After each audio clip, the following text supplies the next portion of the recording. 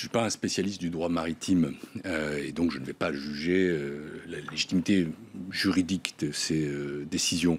Mais je vois qu'il y a assurément une volonté politique qui est la marque du nouveau gouvernement et notamment du nouveau ministre de l'Intérieur, M. Salvini, qui est de dire au fond, voilà. Ça vous inquiète? Ce n'est plus un territoire hospitalier pour l'immigration, alors qu'il faut reconnaître que c'est vrai, l'Italie a été laissée beaucoup en première ligne de front d'une crise migratoire et s'est sentie privée de solidarité. Alors, je pense qu'il ne faut pas avoir de jugements exagérément moraux ou politiques, même si l'Europe est humaniste ou elle n'est pas, même si l'Europe est solidaire ou elle n'est pas, il faut avant tout avoir une réaction politique. C'est se demander comment justement réintroduire de la solidarité dans nos politiques migratoires. Comment construire une vraie politique migratoire européenne. Parce que ce type d'incident humainement insupportable,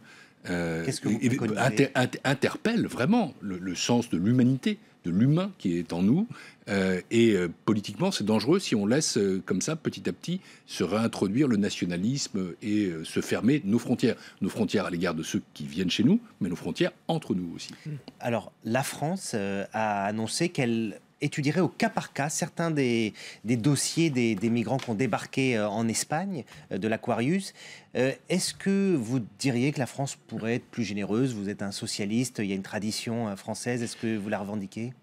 J'ai une sensibilité particulière là-dessus. Moi-même, je suis le fils d'un homme qui est arrivé en France comme réfugié, qui n'était pas français quand je suis né. Je pense que la France est un grand pays qui a une tradition d'accueil et qui doit s'enorgueillir de la conserver.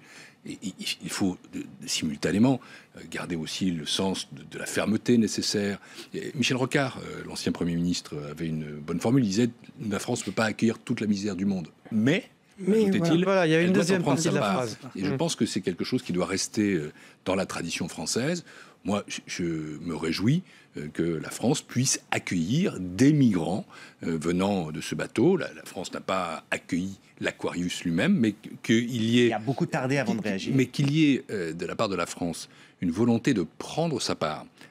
Parce qu'au fond, c'est ça la vraie question. C'est comment est-ce qu'on parvient à avoir une politique d'asile qui soit commune, ne pas laisser le régime de Dublin, qui est aujourd'hui obsolète, fonctionner comme il fonctionne aujourd'hui, laissant certains pays en première ligne et d'autres pouvant rester un peu en dedans de la main. Et donc, comment parvenir à avoir une politique qui permette aussi d'accueillir de manière répartie les migrants qui viendront de toute façon sur notre sol. Et puis, deuxième chose, comment créer une vraie politique européenne d'asile et de migration, d'accueil des migrants, dans le budget pluriannuel de l'Union européenne que la Commission a proposé pour les années 2020-2027, nous proposons de multiplier par 2 le budget d'accueil pour les migrants, le porter cette politique à 34 milliards d'euros. À l'évidence, on voit là qu'il y a un besoin d'Europe. Vous savez, pour ceux qui disent l'Europe est le problème, non, l'Europe est la solution à condition d'être capable de définir des politiques communes qui soient à la fois fermes et solidaires. Les deux mots doivent aller ensemble.